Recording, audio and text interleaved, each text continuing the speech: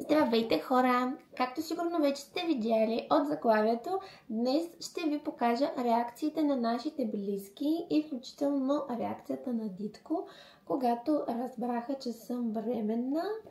Това за мен са много сладки и мили моменти, които с удоволствие си гледам отново и отново. Да ви разкажа нещо забавно, тъй като аз разбрах преди да отида на фризьор.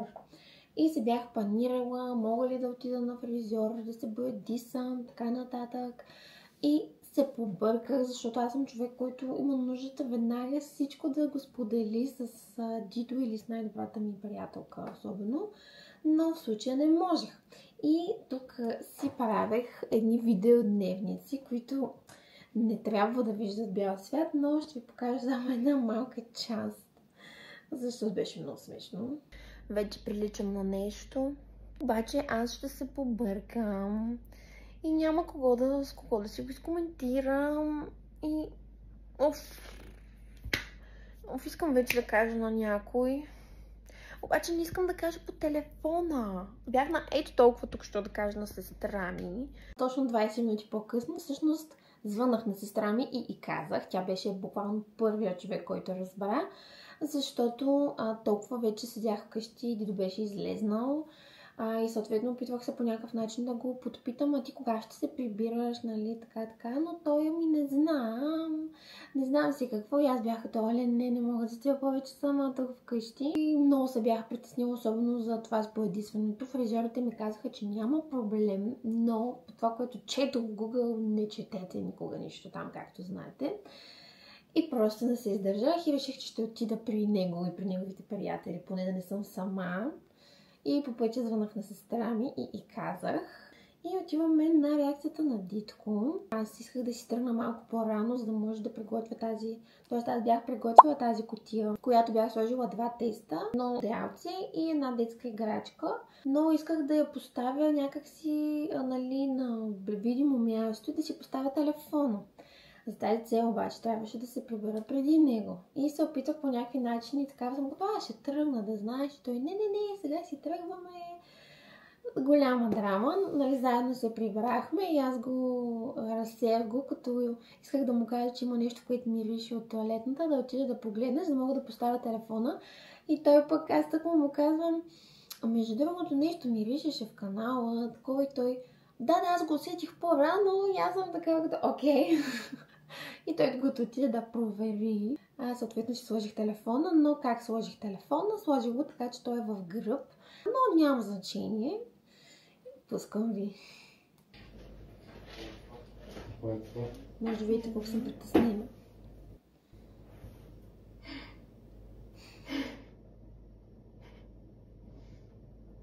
Вредно ли?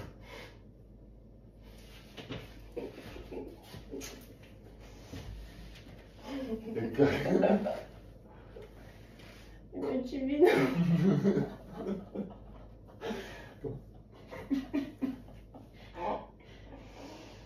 Очевидно, като имаш симптомите, се оказа, че всъщност може и все пак да си бременна.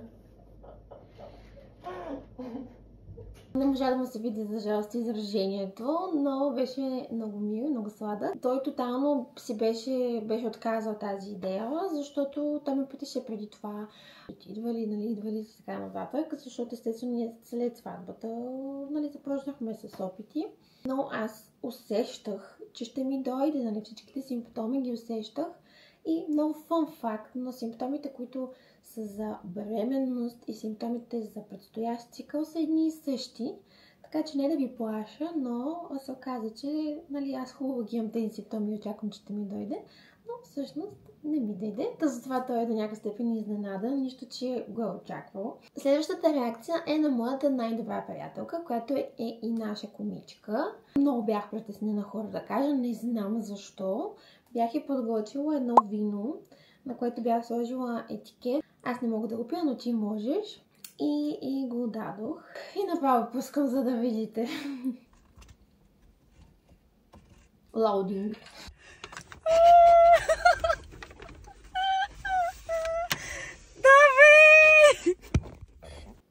И видеото спира, защото хора аз треперех. Наистина не мога да ви го опиша, но никога не съм си мислила, че ще ми е толкова напрегнато да кажа на най-близките ми хора подобно нещо. И не знам, не ми идваше естествено дори да държа телефона и да я снимам. И буквално само няколко секунди издържах, колкото да й хвана най-реакцията. И така тя естествено осъзна, че съм бременна 2 дни по-късно някъде. В смисъл, толкова и беше нужно да го асимилира. И да. Следващата реакция е на най-добрият ми приятел. На него също му бях подготвила една малка кутийка, която му бях сложила най-необходимите неща, които ще му трябва, защото познайте кой ще бъде една от детегледачките. Тук вече имах помощ и затова имам адекватно видео, защото вече имаше кой да снима, защото аз не се справям. В тези моменти не.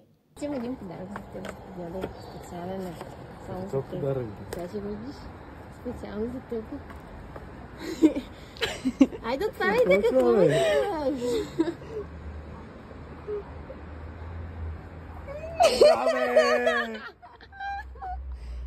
Да, бе! Да, бе!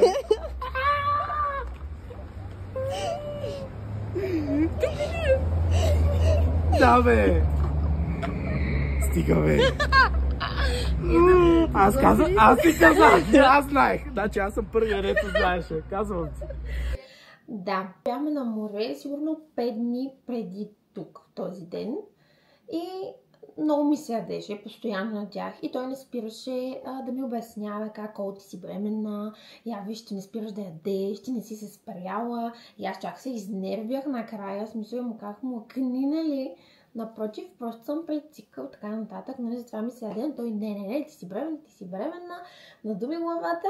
И да, оказа се, че е прав, но едното няма нищо общо с другото, защото в толкова ранен етап тялото ти изобщо не осъзнава, че е временно и наистина се ядяха заради самия цикъл, който, нали, не дойде, но няма значение.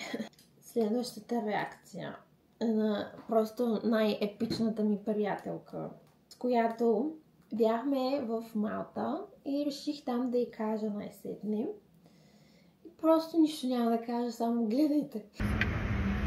Ти снимаш ли? Снимам, да.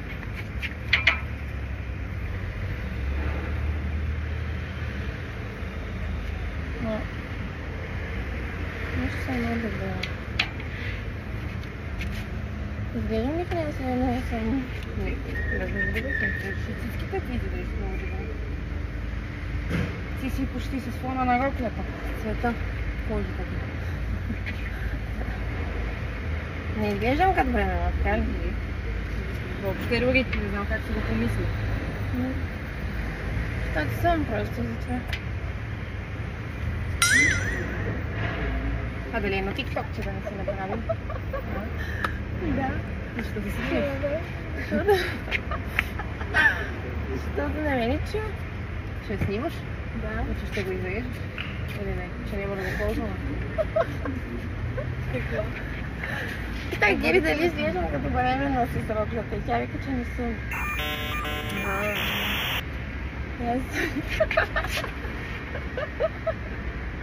Аз си викам, защото... не мога, хора. Това ми е просто, ще ми остане запечатано завинаги в съзнанието. Аз си казвам някакви неща, тя не ме слуша, снима си се, гледа си се въобще. Други неща не я вълнуват, нали така, от нея някакво време да зацепи. Важното е, че все пак успя, но наистина много ми беше смешно, просто. И видеото, разбира се, спира до тук, защото паметта ми свърши на телефона. Благодаря ти, iPhone Storage. И нямам остатък от видеото, в което тя най-сетне разбра, че съм бременна. Не снимахме реакциите на нашите близки, защото, както ви казах, аз наистина бях много притеснена. И някакси, не знам, не ми идваше да сложа телефона и те нямаше как да ме го видят и някак си исках, нали, по-за нас да си останат конкретно техните реакции. Аз още от преди това бях решила, че ще направя едни списания, които да са за спомен от сватбата и да бъдат, нали, за тях. С наши и техни снимки от сватбата. Когато вече разбрах, исках някакъв, нали, интересен начин и реших, че най-готино би било, ако на последната страница сложа, нали, снимка с теста и изненада. Изчакахме да станат готови списанията и най-сетне отиваме и смешното беше, че давам на майка ми списанието и тя го вижда и така, нали, супер, и го оставя. И аз съм казала, Няма ли да го разгледаш? И тя, по-зле, нали, сега да ни види. И аз съм като, добре. Обаче аз седя и то вече толкова ми, аз не мога да си говоря за друго нещо и така ви викам. Само да ти кажа, нали, че е доста неуважително някой да ти подари нещо и ти да не го разгледаш. И тя, добре, ще отида, взе светилата, нали, гледа и хора. Казвам ви 20 минути, сигурно тази жена разлистваше лище по лище, гледа, чете, внимателно и най-сетно, докато стигна до края на мен, тук направо така всичко ми прави. И най-сетне стигна до края и така беше като, затова ли така, нали, ме караш? И аз съм като, да. Тя ми каза, че го е подозирала, защото предишната седмица я карах да ми прави леща. Много ми седеше леща. И това се случваше така доста често последните дни. И тя нещо заподозрява, нали, знаете майките. И не беше супер изненада за нея, но естествено винаги си е шокиращо. А пък при неговото семейство пак беше смешно, защото жената на брат му го разгледа по-бързо и стигна по-бързо до края. Съответно вижда, нали, изненада и започва, скача, вика, нали, радва се такова, докато майка му гледа и не разбира. И е като, какво стана, нали, какво се случва? И аз такава, нищо. Викам, остави я нея, викам, гледай си твоето списание. И тя, нали, вече беше ясно, смисъл, след мъничко стигна и стана много смешно. Следващата реакция е на Ивето и Герман, и Стела и Дани, с които бяхме заедно. И просто ви пускам. Май горяха. Между другото да ви кажа, Стела, понеже малко нахраних първо заведението преди да дойда. Обаче... Къде? Това. Къде го нахрани? Нахраних го преди, защото нямаше какво да ям. Ма сега ти допада. Нахраних го, да, но всъщност е много хубаво, ама има една малка забележка. Да. Грешно е... Не, грешно се запазила обаче. Може ли? Да. Кой съм си пазила време? Запалил се за 6, ние сме 7. Стига! Не!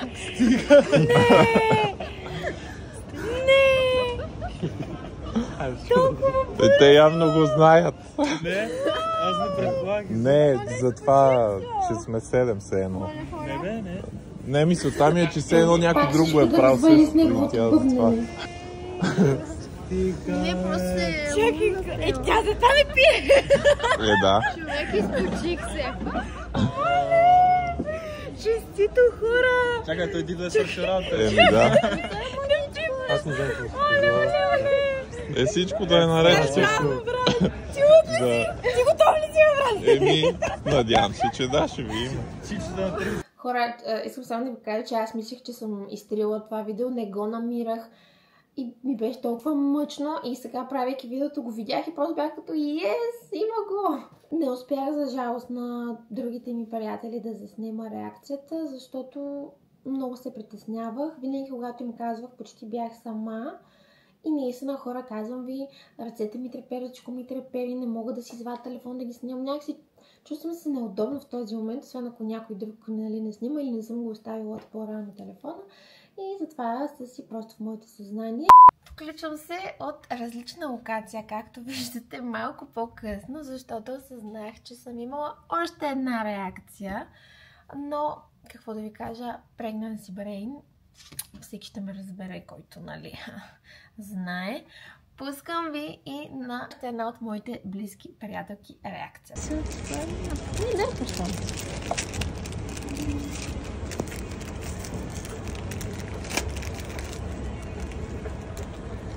Как си глупа.